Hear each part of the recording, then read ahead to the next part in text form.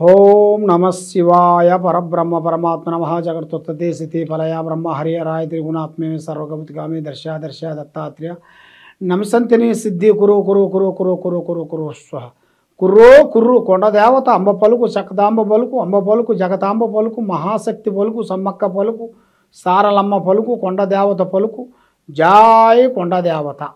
ప్రజలందరికీ నమస్కారము. 2025 నూతన సంవత్సరం రాశి ఫలితాలు ఎలా ఉన్నాయా అనేది మార్చి ఫలితాలు చెప్పబోతున్నాను. కుంభరాశి ఫలితాలు. ఈ కుంభరాశిలో ఉండవలసిన స్థితిగతులు ఎలా ఉన్నాయి, అదృష్ట గడియలు ఎంతవరకు ఉన్నాయి, చేసే కార్యక్రమాలు ఎంతవరకు వచ్చినాయి అనేది ఇప్పుడు మనం తెలుసుకోబోతున్నాం. ఈ కుంభరాశిలో ఉండవలసిన వాళ్ళకి ధనిష్ట నక్షత్రము 3-4 పాదములనగా, శతాభిష నక్షత్రము 1, 2, 3, 4 పాదములనగా, పూర్వభద్ర నక్షత్రము 1, 2, 3 పాదములనగా కలిస్తేనే కుంభరాశి ఫలితాలు. ఈ కుంభరాశిలో ఉండవలసిన వాళ్ళందరికీ ఆదాయములో 8, ఖర్చు 14, రాజపూజిత 7, అవమానాలు 5. మరి ఈ రాశిలో ఉండవలసిన వాళ్ళకి అదృష్టము, జీవితము, యోగము, నక్షత్రము 2.5 సంవత్సరాల నుంచి ఇలానే శని ఇబ్బంది పెట్టుకుంటూ చాలా వరకు బాధలు పెట్టుకుంటూ వస్తుంది. వీళ్ళకి ఆ శని దిశ అనేది వెళ్ళిపోయింది. మరి ఇలా యోగములో, నక్షత్రములో, గడియలో చూసుకుంటే మంచి అభివృద్ధి, మంచి యోగము, అదృష్ట యోగము ఇలా జాతకంలో చాలా వరకు కనబడుతుంది. మరి విద్యారంగంలో చూసుకుంటే చదువుకున్న వాళ్ళందరికీ మంచి మంచి అవకాశాలు కొన్ని రాబోతున్నాయి. మరి ఈ మార్చి నెలలో వీళ్ళకి మంచిగా ఎగ్జామ్స్లో కూడా మంచి రిజల్ట్ రాబోతుంది. దాంట్లో కూడా మంచిగా అభివృద్ధిగా రావాల్సింది, విజయవంతం కావాల్సిన యోగం కూడా కనబడుతుంది. మరి వ్యాపారదారులకి, ఉద్యోగదారులకి కొన్ని చేంజెస్లు రాబోతున్నాయి. దాంట్లో కూడా కొన్ని మార్పులు కొన్ని రాబోతున్నాయి. దాంట్లో కూడా ఊహించని అదృష్ట యోగాలు కూడా దగ్గరికి వచ్చిన కొన్ని పనులు కూడా అకస్మాత్తుగా అదృష్ట ధనప్రాప్తి యోగం అంటారు కదా నాన్న, అలాంటిది ధనప్రాప్తి యోగం అనేది ఇలా జాతకంలో కూడా ఒకటి ఊహించని లక్ ఒకటి రాబోతుంది. మరి ఇలా జాతకంలో చూసుకుంటే కుంభరాశి వాళ్ళకి భూమిలో బంగారం దొరికే జాతకం ఉంది. అది భూమిలో దొరికితో, వ్యవసాయం దొరికితో, వాడు చేసే పనులు జరిగితో, అది ఏ రూపంలో వాళ్ళకి దొరికితే అనేది చెప్పలేము. అలాగా ఆ భగవంతుడి దయ వల్ల వాళ్ళకి వచ్చే ప్రాప్తి అనేది జాతకంలో కనబడుతుంది. మరి అన్నిటికన్నా ఒక స్త్రీ నుంచి మంచి అదృష్టం రాబోతుంది. ఒక స్త్రీ నుంచి ఇలా లైఫ్ టర్నింగ్ పాయింట్ అనేది అవుతుంది. ఎక్కడో భూమిలో కూర్చున్నవలసినోడు కూడా ఆకాశంలో విమానం ఎక్కి ప్రయాణం చేయగలుగుతాడు. అలాంటి అదృష్ట యోగం అనేది కనబడుతుంది. కాబట్టి ముఖ్యంగా ఈ రాశి వాళ్ళు చాలా వరకు ఎక్కువగా జనాలని, ప్రజలని ఎక్కువగా ప్రేమిస్తుంటారు. కాబట్టి ఎక్కువగా సొంత ఆలోచనలోనే ఎక్కువగా ఉంటారు. వీళ్ళు మధ్య వాళ్ళ మాటలు ఎక్కువగా ఎప్పుడైనా నమ్మారా అనుకోండి, వాళ్ళ పని అధోగతి. ఆ విధంగా ఉంది. మరి ముఖ్యంగా ఈ రియల్ ఎస్టేట్ చేసే వాళ్ళందరికీ, ఈ బిజినెస్ చేసే వాళ్ళందరికీ, ఈ యూట్యూబ్ రంగంలో ఉండవలసిన వాళ్ళకి, ఈ సినీ ఫీల్డ్లో ఉండవలసిన వాళ్ళందరికీ వీళ్ళకి మంచి యోగం అనేది పట్టబోతుంది. అంటే ప్రజలలో ఒక మంచి స్పందన, వాళ్ళు చేసే సినిమాలు కానీ, వాళ్ళు చేసే వీడియోలు కానీ, వాళ్ళు చేసే సీరియల్స్ కానీ దాంట్లో మంచి అద్భుతాలను సాధించేసేసి ఒక్క స్థాయిగా ఎదగాల్సిన యోగం అనేది ఇలా జాతకంలో కనబడుతుంది. కాబట్టి మళ్ళీ దాంతో పాటు కొంత బ్యాడ్ కూడా కొంచెం కనబడుతుంది. మనకి ఎంత మంచి ఎలా ఉందో అంత చెడు అనేది వెనకాల కనబడుతుంది. అది కూడా కొంచెం గ్రహించుకొని నడవాలి. అందరూ మనవాళ్ళంటే కాదు. కాబట్టి మనం ఏం పని చేస్తున్నామో, ఎక్కడికి వెళ్తున్నామో అది మనలోనే ఉండాలి కానీ మూడో కంటికి తెలియకోకుండా చేయాలి. కానీ మనకి ఏం పర్వాలేదులే అనుకొని మోసం తిన్నామని బొక్కలు మెడగేసుకుంటే పని కాదు. ఆ విధంగా ఏ కార్యక్రమం చేసినా కూడా కొన్ని జాగ్రత్తలు కొన్ని తీసుకునేట్టుకైతే మీకు మంచి యోగం అనేది కనబడుతుంది. మరి ఈ జాతకంలో ఉండవలసిన వాళ్ళకి కళ్యాణ బంధం, కళ్యాణ గడియలు దగ్గరికి వస్తున్నాయి. కళ్యాణాలు ఎన్నో రోజుల నుంచి కొన్ని ఆగిపోయినాయి కానీ, ఎన్నో రోజుల నుంచి ప్రేమించిన వాళ్ళు కానీ, మరి ప్రేమించిన వాళ్ళు కూడా ఈ మధ్యలో మీకు దగ్గరకు వచ్చి దూరం కావటం ఇలాంటిది మీ జాతకంలో ఉండేది చాలా వరకు కనబడుతుంది. మరి ప్రేమ అంటే 2 అక్షరాల ప్రేమ, 2 అక్షరాలతోనే ప్రేమ అంటాం. మరి ప్రేమ అంటే ఎదుటి వాళ్ళ మనస్తత్వాన్ని అర్థం చేసుకునేదే ప్రేమ. ప్రేమ అంటే ఏమిటో అనుకుంటారు, ఏమి కాదు.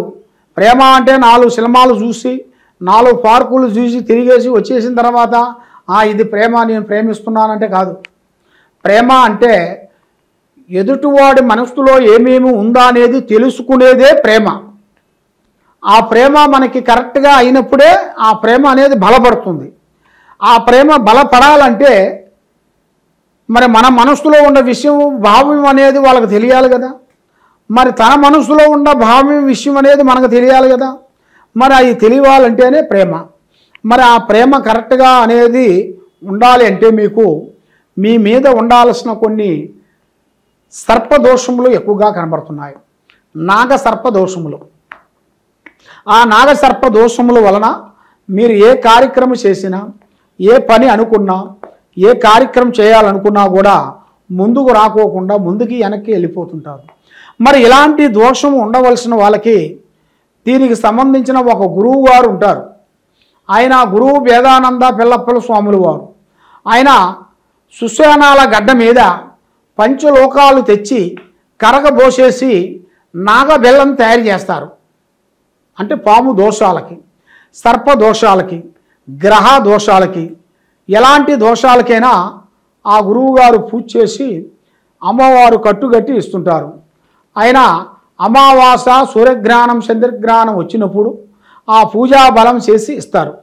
కాబట్టి మీకు ఎలాంటి దోషాలున్నా, ఎలాంటి ఇబ్బందులు ఉన్నా కూడా మమ్మల్ని ఒకసారి సంప్రదించినట్టుగైతే ఆ దోషం గురించి మీ పేరు బలాన్ని బట్టి ఆ దోషం మీలో ఉందా లేదా అనేది మనం తెలుసుకొని అన్ని విషయాలు మేము చెప్పగలుగుతాం. మరి ముఖ్యంగా రాజకీయ ఫలితాల్లో చూసుకుంటే ప్రజలలో మంచి స్పందన, గౌరవం, అభిమానం అనేది ఉంటుంది. కానీ ఎంత చేసినా కూడా వీళ్ళకి రాజకీయ ఫలితంలో బ్రేక్ అయిపోతుంటుంది. మరి ఇప్పుడు గ్రామంలో కానీ, వీధిలో కానీ కొన్ని చేంజెస్లు ఇప్పుడు కొన్ని రాబోతున్నాయి.